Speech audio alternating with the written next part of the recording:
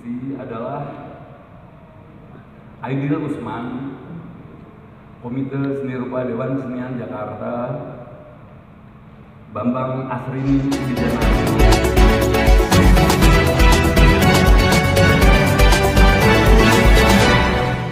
Assalamualaikum warahmatullahi wabarakatuh.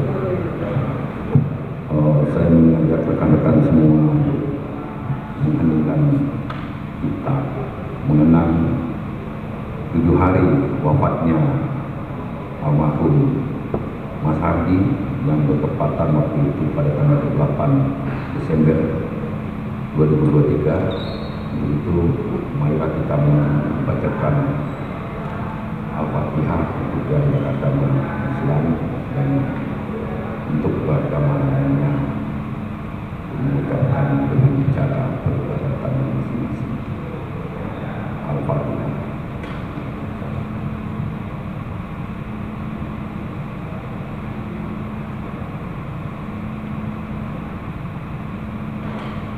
Terima kasih. Acara diskusi sore hari ini, diskusi kebudayaan, tentu kita yang temanya meneropong seorang bisa dikatakan maestro seni rupa Indonesia, karena di dalam jejak perjalanannya ada satu periodisasi di mana ada semacam perlawanan dari seorang hakim yang kita kenal pada saat itu Black December, Desember hitam. Itu suatu perlawanan di mana pada saat itu ada pameran besar seni rupa Indonesia yang mengatakan seni rupa baik itu abstrak, dekoratif, sementara ada 14 seniman yang pada saat itu melakukan pemberontakan perlawanan terhadap kenyataan dari beberapa penilai yang mengatakan seni lukis itu, seni yang baik itu abstrak dekoratif. Nah, dalam hal ini tokohnya itu Hardi yang kita kenal dengan 5 bulan setelah itu muncullah gerakan seni rupa baru. Ada dengkotnya ini Mas Hardi, ya, dengkotnya ini Mas Hardi. Jadi saya pikir kalau kita melihat Mas Hardi pada masa lalu itu seorang perupa, pelukis, aktivis yang secara artikulatif selalu memperjuangkan hak-hak. Jadi melukis bagi dia bukan sekedar membuat bentuk, tapi ada isu-isu sosial yang didorong.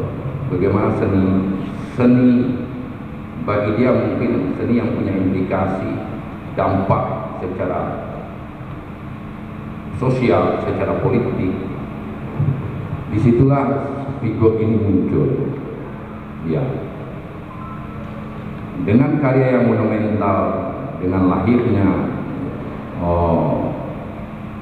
Presiden 2001 Soehardi yang dibuat tahun 78, yang mengakibatkan dia diburu dan dipenjarakan pada saat itu dan dibelain dan dikeluarkan oleh Bapak Agama.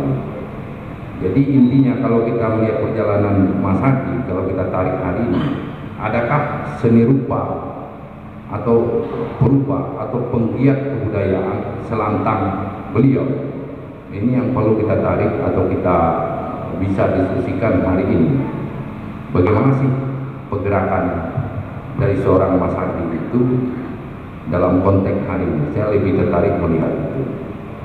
Saya pikir kalau kita lihat hari ini, ya, hampir bisa dikatakan tidak ada, ya. Terakhir itu kita lihat gerakan yang dilakukan beliau itu semacam aksi Asian Painting di 2011 di 27 April di gedung DPR yang melukis ada kira-kira 9 atau 11 orang berupa membuat lukisan WC umum. WC umum, saya pikir Budi ada ya Bu, WC umum.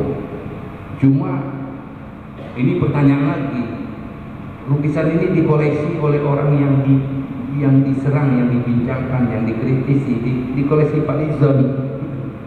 Kalau antara lukisan itu dibeli oleh orang yang di demo di dalam.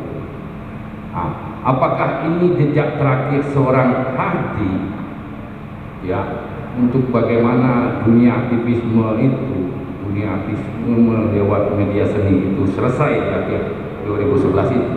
Setelah itu kita tidak pernah mendengar lagi, sehingga beberapa fase belakangan ya Hardi melukis potret-potret tokoh negarawan gitu.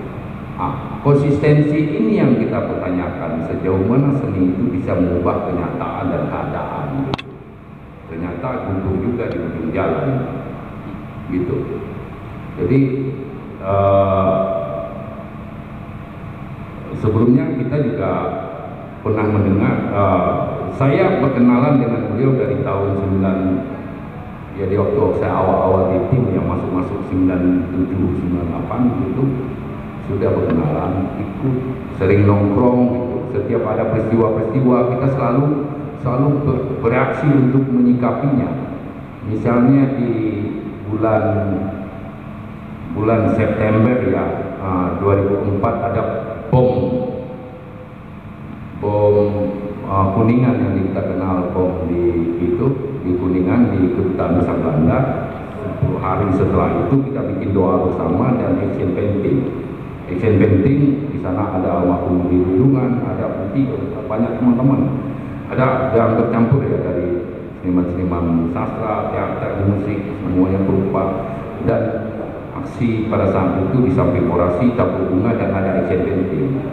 Yang hebatnya Mas Haji ini selalu momen-momen itu bisa dievaluasi.